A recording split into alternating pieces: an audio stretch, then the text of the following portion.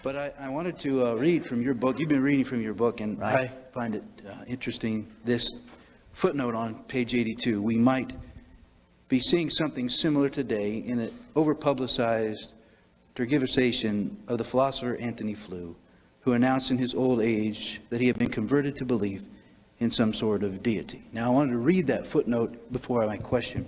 Right. You would consider yourself a de facto atheist, leaning toward a strong atheist, category 6, leaning toward 7. Apparently because you would say the evidence demands your being an atheist, not a theist. For you, the evidence makes the existence of God highly improbable. So my question is, what evidence would you need to conclude that God's existence at least was as probable as that of extraterrestrials? And why did you relegate Antony Flew to a footnote with him being such an eminent philosopher and finding design in the DNA an indication of deity? Antony Flew is a British philosopher who has long been a champion of atheism, and he has, as the questioner remarks, announced in his old age that he has been converted to a form of deism, not out-and-out theism, a form of deism where he thinks there probably is some kind of mysterious intelligence at the root of the universe. Many great people have thought the same. What disappointed me about Antony Flew's reasons for that is that he publicly announced that what had convinced him was the idea of intelligent design, and specifically the book of Michael Behe. Well, that doesn't argue for the surviving powers that Antony Flew once had as an intellectual.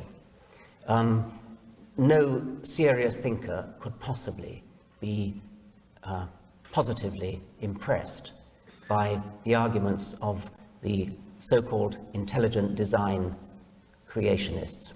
There may be good reasons for believing in a God, and if there are any, I would expect them to come from possibly modern physics, from cosmology, from the observation that, as some people claim, the laws and constants of the universe are too finely tuned to be an accident. That would not be a wholly disreputable reason for believing in some form of supernatural deity. I think there's a very good argument against it, and I've developed much of my chapter 4 to, as I think, refuting that argument. If Antony Flew had said that, then I think we could have a serious argument with him. But what he actually said was that he was convinced by intelligent design in biology. And anybody who knows anything about biology will immediately see that that is ridiculous. I'm sorry to be so harsh, but when I last saw Antony Flew, he didn't endear himself to me because he actually went about promulgating the legend that Darwin himself had a deathbed conversion. And that really is a ridiculous story, which was long, long ago disposed of by the Darwin family. And it led me to